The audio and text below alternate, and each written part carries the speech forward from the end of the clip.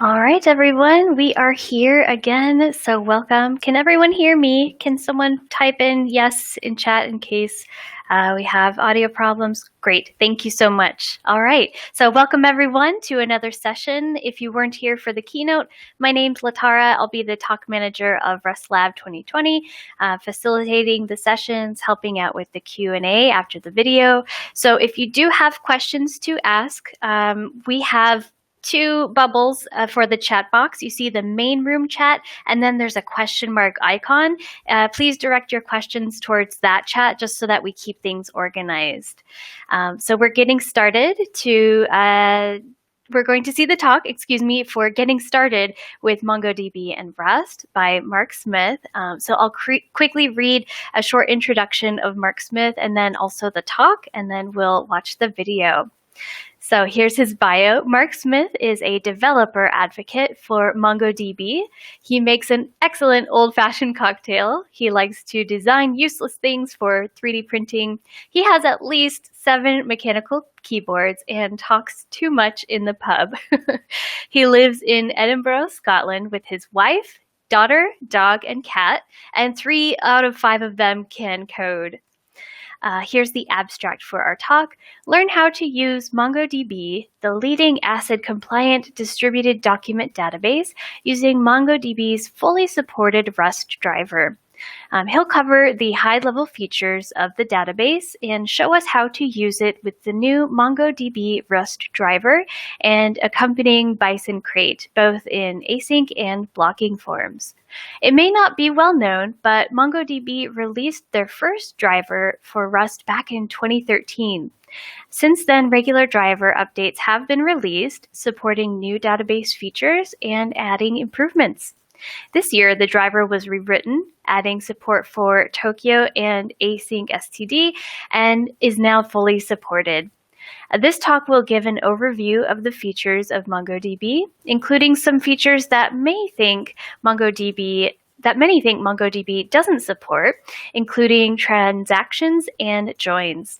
It will cover what MongoDB is and isn't, the basics of running a MongoDB cluster, how to effectively use the document model, transactions, aggregation queries, including joins. Mark will show us how to use the Rust driver to make use of these features and cover the areas the Rust driver does not yet support.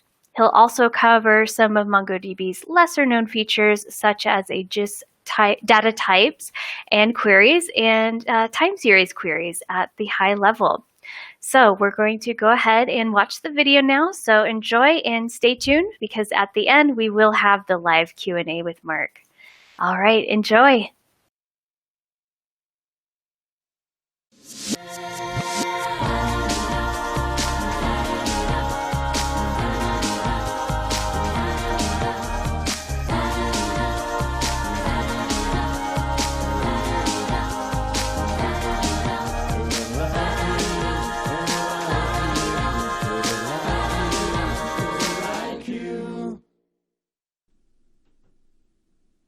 Hello everybody, my name's Mark Smith, although I'm known as GD2K nearly everywhere online for reasons that aren't as interesting as they might sound. And it's going to be pretty obvious in a moment that I'm a developer advocate for MongoDB.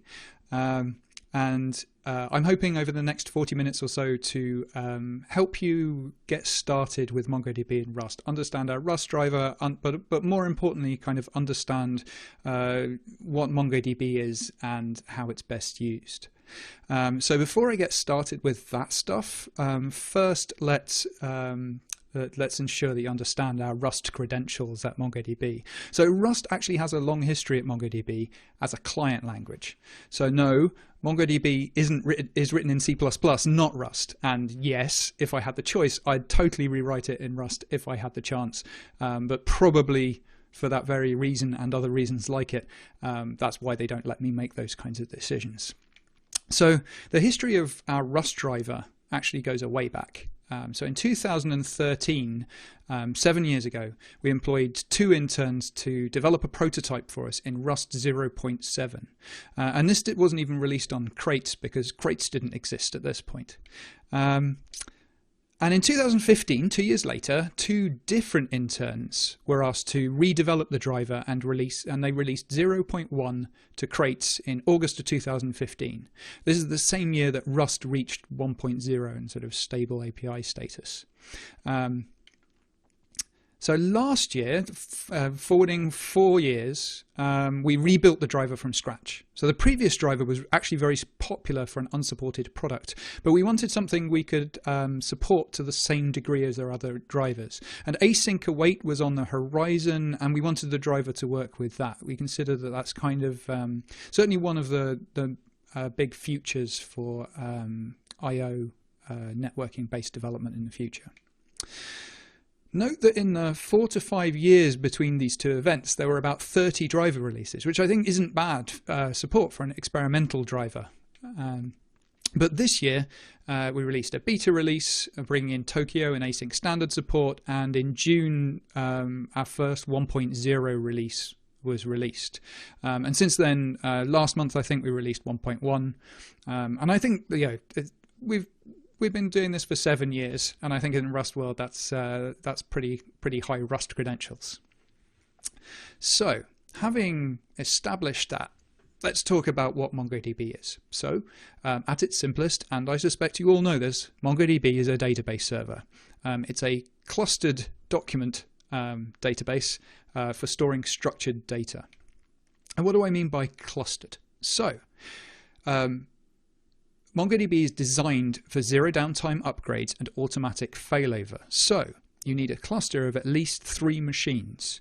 The fact that you have more than one machine gives you redundancy. So if any of them go down, you can continue serving your data. And you need an odd number to achieve quorum. So the minimum you need is 3. This allows the machines to get together and have an election and elect a machine to be the primary, and that primary machine is the one that your client will usually talk to. So by default, certainly, and in most cases, you want to talk to the primary. So this isn't for scaling. Because you're always talking to one machine, the fact that you have 3 machines doesn't give you any extra performance. This is really for redundancy and failover. You have a whole copy of the data on each machine. The primary's responsibility is to take queries and updates and update its data when requested, and to stream those changes to the secondaries where those changes will also be applied. And you can run some workloads like analytics against the secondaries, but that may result in stale data. So generally we kind of recommend against it, unless you really do need to make these long-running queries against some machines that have less read load, because ultimately that's not where the queries are being executed by default. If running a cluster of 3 or more machines and managing those doesn't sound like your primary business, I highly recommend you have a look at Atlas, which is our hosted database as a service offering. It includes things like backups, extra features like free text search, charts, serverless functions, and a whole bunch of other things. It also scales your cluster up and down as required to keep your costs as low as possible. So it can work out actually being economically very beneficial. Most importantly, for me certainly, is it has a really generous free tier, like free forever. And so if you have a small data set or relatively low usage requirements, you can build a bunch of databases on there for your own purposes. So I said that it's a document database. What does a document look like? The cluster stores these documents. Well, a document looks a bit like this. This is actually a Python representation of a document, because it's just clearer to read than Rust debug output. A document is stored in a collection. A collection's like a table. A document is a bit like a row. But if I highlight a couple of things here, they're richer than just a row in a database. So here the value of cast is an array. So we have this extra dimension of hierarchical information. We have a list of names in cast, and an IMDb is what you'd call in the JavaScript world, for example, an object. We tend to call them subdocuments in MongoDB. So a document can contain subdocuments as values. Another thing that maybe is slightly less obvious than those is that we also have some types in here that aren't supported by JSON. So object ID is not a supported JSON type. Datetime is a Python type, but what that's really showing us is that MongoDB is storing time data as a native date-time type inside MongoDB. The Python driver just happens to convert it to Python's native datetime object when you extract data from MongoDB. So, and the reason for this is because MongoDB doesn't support JSON. You will see this everywhere, including sometimes in MongoDB documentation, that MongoDB is a JSON database, but it's not a JSON database. It's a BSON database. And this may sound like a niche point. B stands for binary. It's binary standard object notation. The reason it's important is because it's not just how MongoDB stores data. You also write queries as BSON documents. And BSON is also used for the messages being passed across the network for requests and responses. It's how you communicate with MongoDB and how MongoDB communicates among itself within the cluster. And BSON is similar to JSON as a structured document format. But firstly, one of the fundamental differences is that key value pairs have an order that is maintained. Which is sometimes important, especially in query documents where you want to filter on one key and then another key and then another key. It also supports some extra types such as object ID, datetime values that you've already seen, but it has a whole host of accurate numeric, integral and floating point types and an efficient binary blob type, for example. So it's just a better way to store your data, essentially. Now, the MongoDB driver is actually separated into two crates, MongoDB and BSON. The BSON module is actually republished under the MongoDB namespace as MongoDB BSON, so there's no need to explicitly import the top-level BSON module, but it is useful to have a high-level overview of what each of these crates are for, so that you know where to find stuff. So the MongoDB crate implements the API, so it's essentially your set of objects and types that you use for talking to the MongoDB cluster. It creates the commands and sends them down the wire. It handles the networking and routing the requests to the correct servers.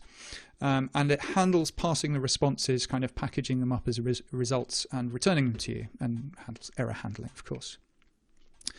The BSON crate, however, is lower level. It handles encoding and decoding the binary data in BSON format. It also handles mapping between structs and BSON using SERD, which we'll see shortly. It also contains all the custom BSON types, such as object ID and the datetime type and things like that. And the library as a whole, as I mentioned before, supports async. So it supports the Tokio runtime by default. If you want to use async standard, it also supports that. You disable the default and enable the async standard feature, and then that will enable you to run the MongoDB crate or driver underneath the async standard runtime. And then finally, if you don't want to be awaiting things and you want to write blocking networking code, we have the sync API, which is ever so slightly different. As I say, you don't have to await on things, but it's as similar as we can possibly make it.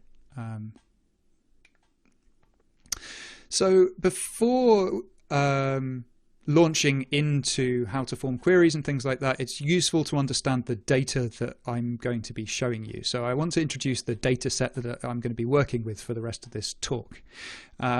So like many of you, I suspect, I have been affected by the COVID-19 pandemic this year. It's meant a lot of time sitting at home, less ability to go out and do things that I wanted to do.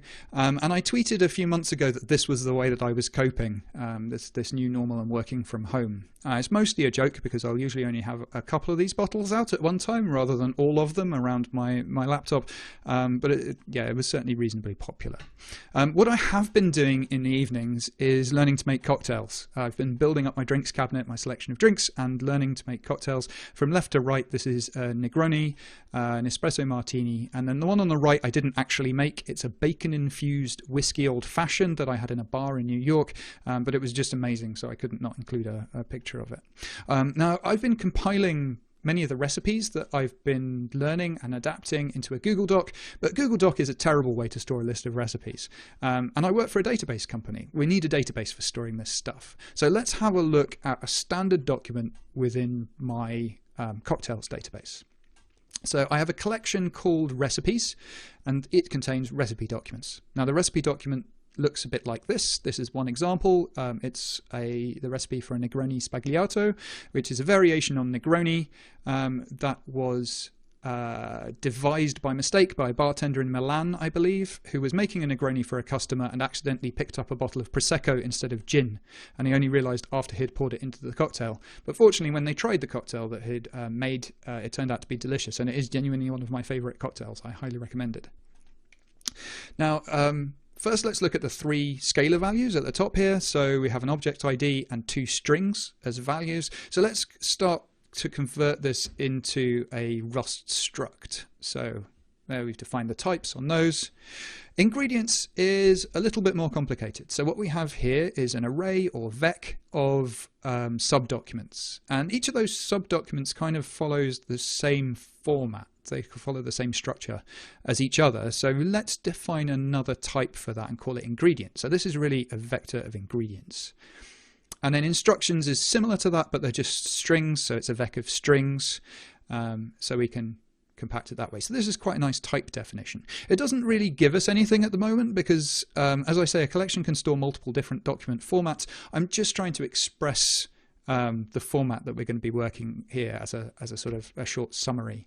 I'm not going to use this struct directly. So just to actually take out some quotes and turn it into a proper recipe struct. This is the kind of data structure that I want you to be imagining when I'm making queries and things. And because we've defined this other type, this vec ingredient, we need an ingredient struct, and that's just a name, which is a string, and a quantity. A quantity is another type. It's just a string for the unit and an integer for the amount. So it'd be 30 milliliters, for example, but I'm not going to define that here because it's pretty much the same thing. Now, how do we create one of these? So we've got the idea of a BSON document that we might want to insert into the collection. How do we create that? Well, if you've worked with dynamic document structures before, it's probably with JSON, and so you might have used the JSON macro, which looks very much like this, but in this case I'm using the BSON doc macro. Now what this does is it goes down this structure, parses it, and converts it to it converts each of these things to their BSON types. So yes, this is our way of creating dynamic documents within Rust. And it's very convenient if you don't have a fixed structure to your document, if you don't want to actually create a struct and convert it. So that doc macro. And then having just covered that, I just want to also say that I have another collection called reviews. And reviews contains review documents. They're very short. They're related to the recipe. So the idea is that each recipe can have multiple ratings submitted for it, and we just store the rating and a date time. So here, each review has its own unique ID, much like the recipes. And there's the rating that's been supplied, and then the date that's stored for the rating. And then a recipe ID, the third line here, is an object ID that matches one of the recipes. So it's essentially something you can do a join on, and we will cover that later. So in order to look at or insert documents into a collection, we need to get a reference to that collection using the MongoDB driver. So I use MongoDB Client. Client represents the connection to the database cluster. Usually you have a URI, especially with Atlas, you have a URI that represents your cluster and database connection. So I'm just passing that into with URI string, and that returns, ultimately once you've awaited on it, it returns a client instance. And then when you get the client, once you've got a client instance, you can call database to look up a database by name, and then within the database you can look up a collection by name. So I'm just saying I want to look inside the database namespace called cocktails for a collection called recipes, and this is going to hopefully contain a bunch of recipe documents. On Windows, it's ever so slightly more complicated because there's a bug in the DNS resolver, the default DNS resolver library for Rust on Windows. And so here I'm doing something very similar. I'm creating a client options object instead of just directly instantiating the client, and I'm passing it the URI that we were using before, but I'm also overriding the resolver config with this Cloudflare resolver config. So this just says that we're going to use Cloudflare to resolve the DNS request that gets the list of instances that are in our cluster. So then I pass that into client with options, that hands me back a client, and then the last line is the same as the last slide. So to insert data into the recipes collection that I just got a reference to in the last 2 slides, you can call the insert1 method with a document. So here I'm just using the doc macro to construct that document with this cocktail that only consists of water. This is kind of boring. It's ultimately there's not much complexity to it, and it's a boring cocktail. So I'm going to move on pretty quickly.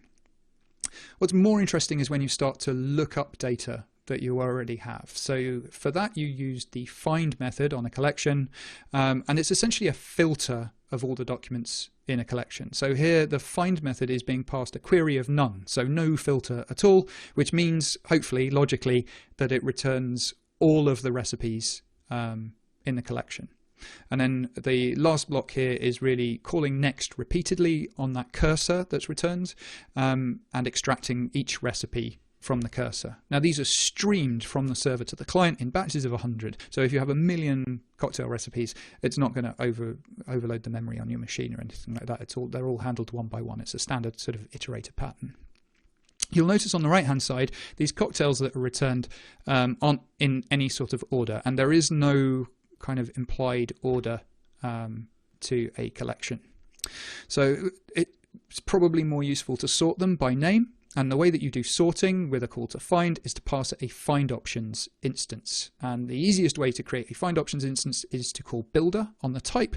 And then you've got a bunch of methods on there that you can use to set values on the options.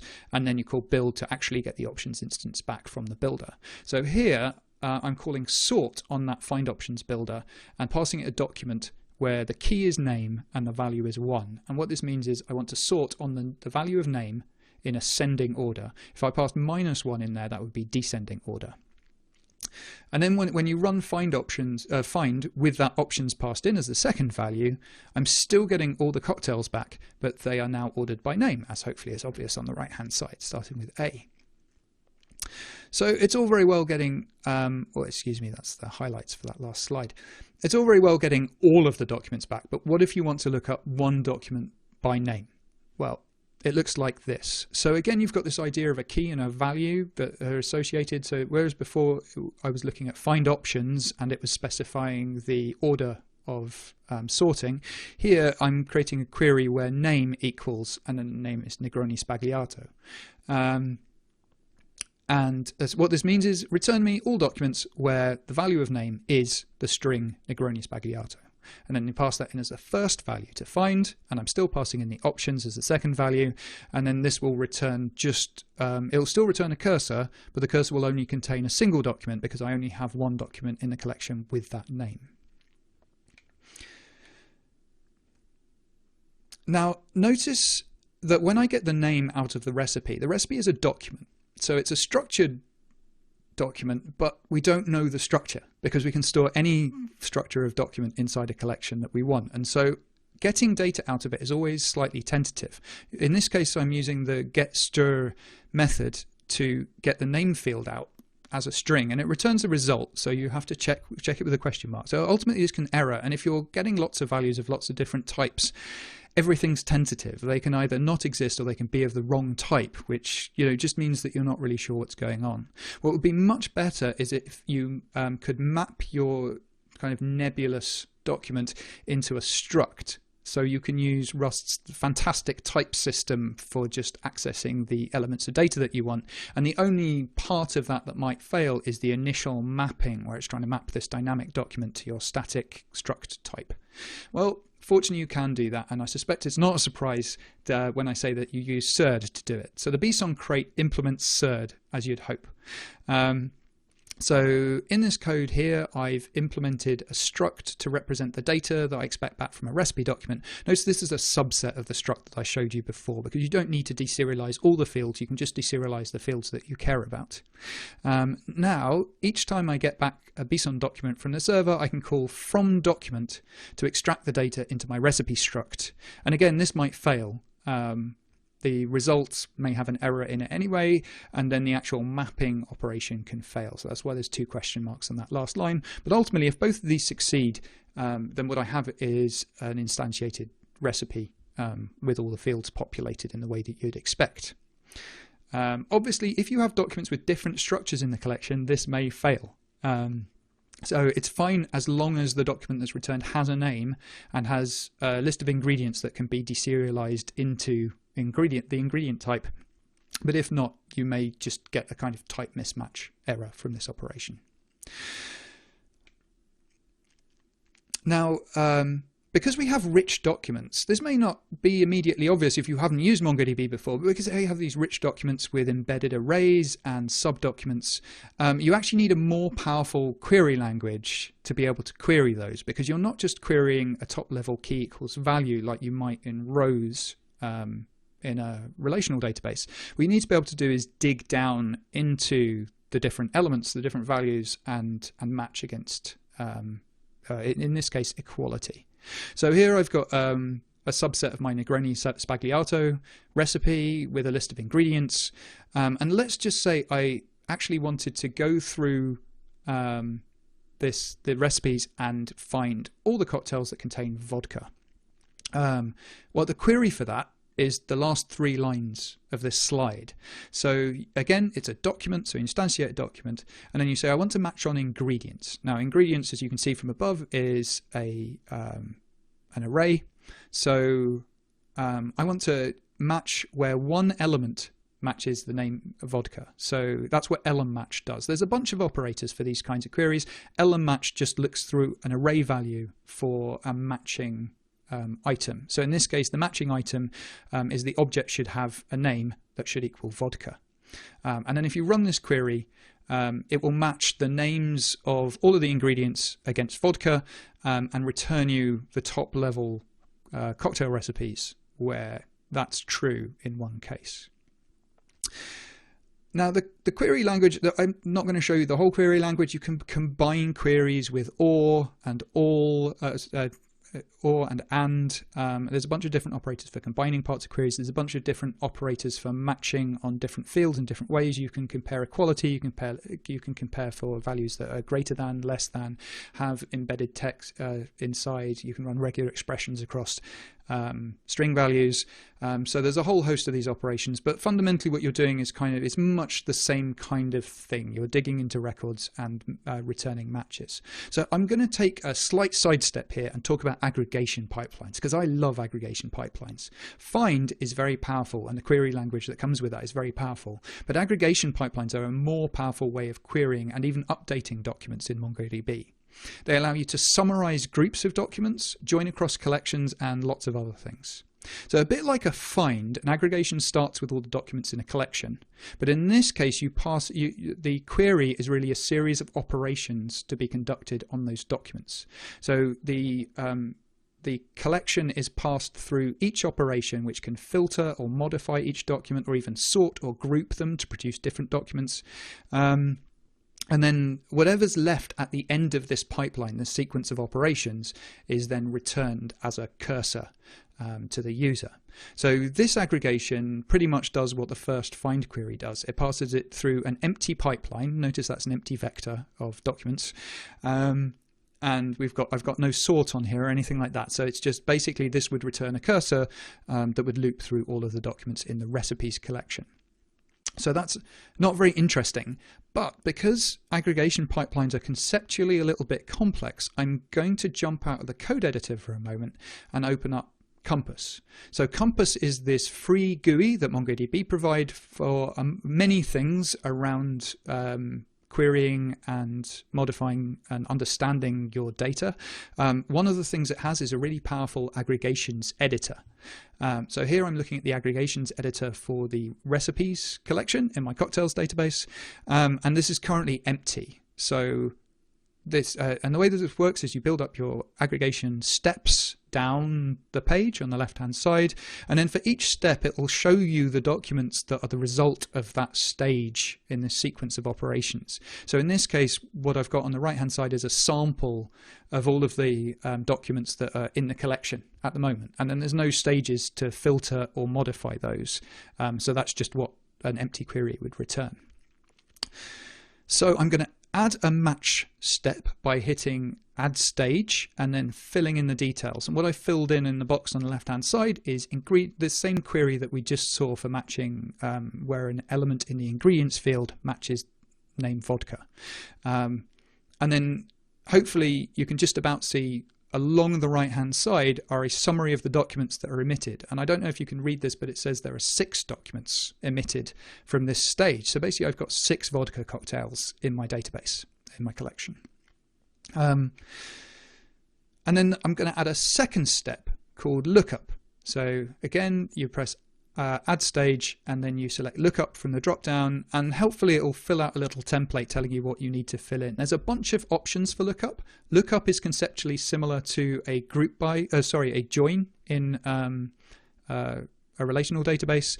And what it does, what these values say is I want to link, I want to do a join against the reviews collection where recipes._id equals foreign field, reviews recipe ID. So it's where the recipe ID value equals my current ID in recipes. And then I want you to take all those documents and embed them in this document as reviews. And so hopefully what you can see here is that now, after going through the second stage, my vodka cocktail now has a reviews array.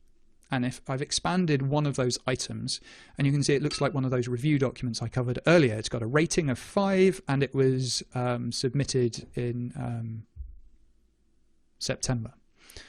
Nope, July. So we've been able to modify this document, add a field by linking into another table. I love the way that this works. When you do a join in MongoDB, you don't end up with multiple rows or duplication of data. What you end up with is the data that you wanted embedded hierarchically in the document that's being produced. So what's happening here? Just in case that hasn't quite made sense sort of step by step, I thought I would produce a more visual illustration. So I have the recipes collection, and at the start of the pipeline we have all of the recipe documents coming out of the recipes collection and being passed to the first stage in the pipeline. The first stage is the match stage, which filters on having an ingredient with a vodka. So what comes out of the match stage into the next stage of the pipeline is vodka recipes. And then those are passed into the second stage, which is Lookup, which does the join against the reviews collection and returns you these sort of modified vodka recipes with embedded reviews. And that would be what's passed back to you in your code, for example, if you were to execute this aggregation pipeline. But how exactly do we take this aggregation pipeline and put it in our code? Well, fortunately, Compass has this button at the top, which allows you to export the aggregation pipeline you've created into code. So you click this button at the top of the window, it brings up another window, and you find out that it can't export to Rust yet. I'm hoping that feature's coming at some point soon. So the way that I work with this is I select Python 3, hit this copy button, which puts it on your clipboard, and then I paste it into my Rust code inside a vec definition, vec macro. So obviously this isn't valid Rust code, and the first thing that's really standing out is obviously those highlighted errors with the single quotes. So I can do a search and replace those with double quotes, and that looks a lot better, admittedly. But vec doesn't understand documents at all. So this is meant to be a vector of documents. That's what an aggregation pipeline looks like in Rust. So I can just use the doc macro that we talked about earlier to convert each of those structures into a document. And this is now valid Rust code, which will match vodka recipes and embed the reviews in, which then in your code you can convert to JSON or HTML and send back to the user, or work with in whichever way you want to. You could obviously do a lot of this in the client, but the database is designed to do this kind of query, and I think where it really comes into its own is when you start adding more stages to the pipeline. So for example, now that I have embedded reviews in my document, I can summarize those reviews. So I can go through all the ratings and create an average. So here I'm adding a field called rating, which is calculated by taking the average of all of the ratings in the reviews array. So that gives me my average rating, and then I could add a step after this that sorts in descending order on the rating, and then I could limit to the first 5 documents, and that gives me the five highest rated vodka cocktails in this case. So you can build up these queries in really powerful ways. I think it's really intuitive, this sort of this idea of a pipeline of operations. So aggregation pipelines are super powerful. They can get quite long and complex. There are ways to manage them in code that makes them easier to work with by building each of the stages up as a separate variable and then compiling them together into a vector. I do recommend when you get started, you start with Compass in the same way as I just showed you, because it just gives you a chance to play around with the data. The ability to see the sample results while you're working is very useful. Later on, once you're more used to the syntax and how you build up these pipelines, maybe you'll find it easier to write the Rust code directly rather than going between the two programs. So outside of aggregation pipelines, CRUD operations in MongoDB are very simple. It's why I'm not even covering delete, because it's essentially just a find, but you're calling delete instead of find with the same kind of filter that's being passed in. Because MongoDB seems very simple, and because you tend to work with a smaller number of collections and you don't need to design out your relationships between your tables up front, people tend to skip the design step. But while you can work on a small scale with a bad design, as you get more load and more data, it will cause problems. So it's worth knowing that MongoDB offers a bunch of mostly free courses called MongoDB University to learn all the features and really get in-depth understanding of how to design and work with MongoDB. My colleague Lauren specifically is producing a series of YouTube videos on best practice and also anti-patterns with MongoDB database design. So if you haven't got the time to go through a whole course, it's probably worth binging on these YouTube videos to just get bite-sized information on things you should either do or avoid in your database design. That may save you a whole load of problems later. For example, one of the things I would do, although I wanted to show you joins across collections just to kind of prove that they work, I wouldn't design the database that way. The way I would design the database is with the reviews embedded in the recipe document in this case, because they're not going to get too big. You're not going to go past the maximum size of a document by adding reviews to it. And it means that you can update them in a transactional manner. So you can, when you update a document, you can update various parts of a document in an atomic operation. That's how updates work in a single document. So if I wanted to update this, I would call update 1, which takes 2 documents. The first is a filter. So in this case, I'm filtering to the single cocktail. And then the second document here adds a review. So I'm pushing a review or pushing a document to the reviews array with a rating of 4 and the current time. If you don't already have a reviews field, it will create it for you with an empty array and then add the document to it. And if you were doing, you can add multiple of these operations to a single update, and they will all be conducted atomically, so you can make sure you've got consistent data. Transactions have a cost to them if you're working across documents within a collection or across collections themselves.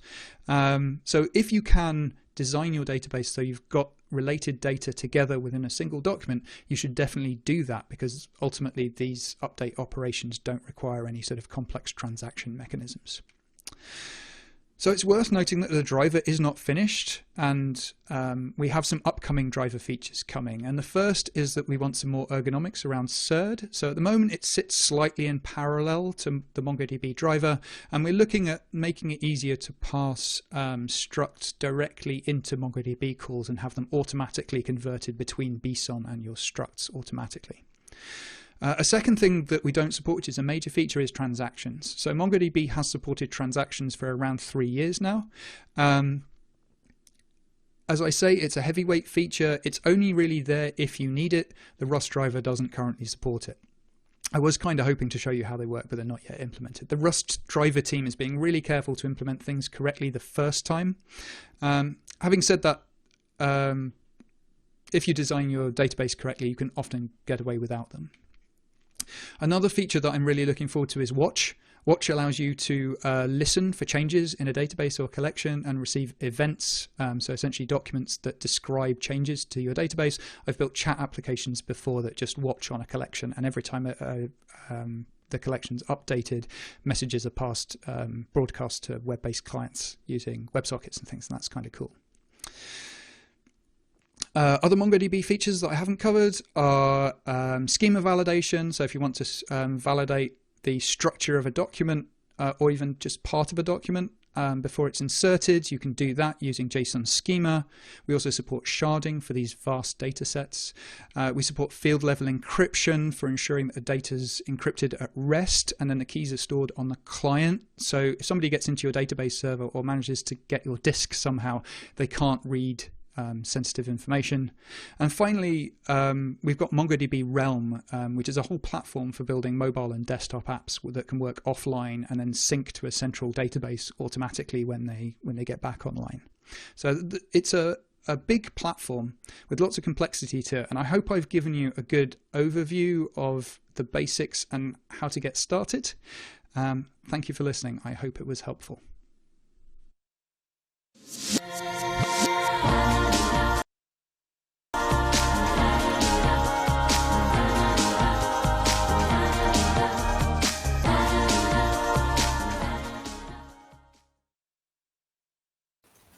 All right, welcome back, everyone. I'm definitely in the mood for a cocktail after that. So we are ready to go live with Mark to answer your questions. We have a lot of good questions in chat that I've seen. So hi, Mark, welcome. Hi. Thanks for a wonderful and very informative speak, and thank you for your contribution to RustLab as well.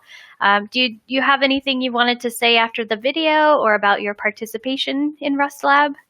I'm just sad I'm not in Florence, to be honest. Oh, well, it's quite rainy right now, so don't worry. It's probably about the same as it is there. Yep, I've had my lights on all morning so far. It's very grey outside. Yeah, quite dark here as well. All right. Well, we have quite a few questions to get to, so let's go ahead and start with those. The very first one came from Arif. I think you answered it already, but I'll bring it up just in case anyone missed it. And that was why naming the cursor. Why the naming cursor and not iterator?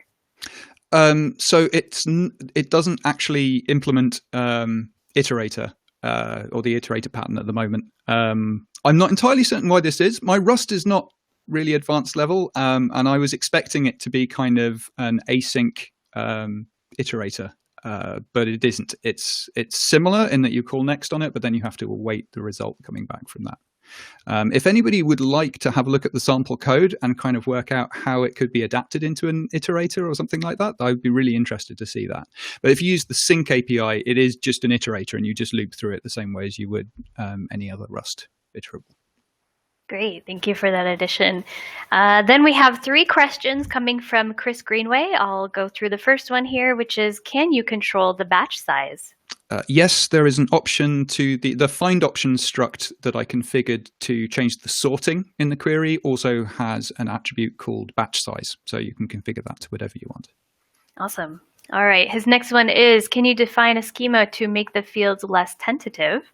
So I covered this very briefly at the end of the talk. So yes, absolutely. Any collection can have a JSON schema document attached to it, which will then validate all incoming documents. So the thing I like about that is that you don't have to validate every field. You can just say, this collection, the only thing that all the documents have in common is that they have a name or an update date or a create date, something like that. So you can just do kind of like a partial validation of the documents coming in. So I think it's quite powerful.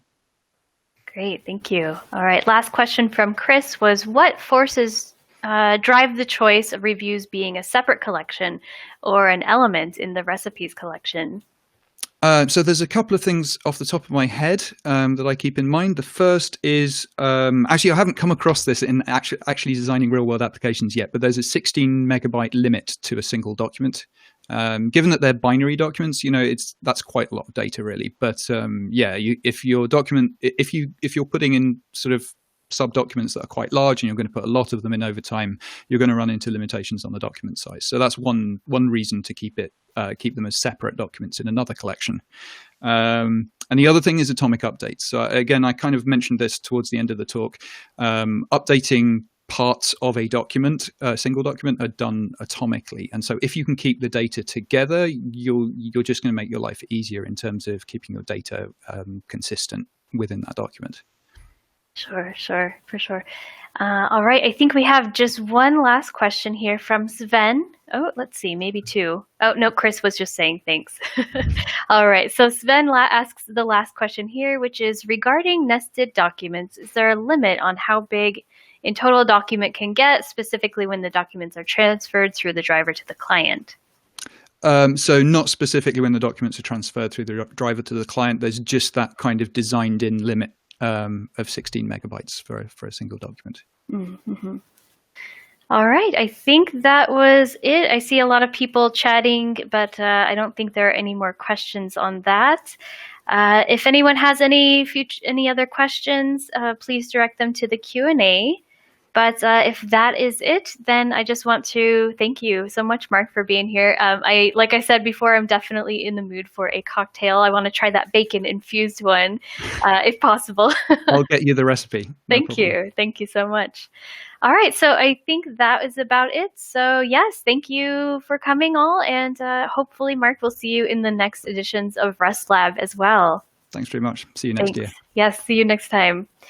All right, you guys. So I just want to remind everyone that if you liked this talk, you can rate it on the agenda page of the site. And so next, we're going to wait for you in the next room. That will be Write HTTP APIs with Tommaso Allevi.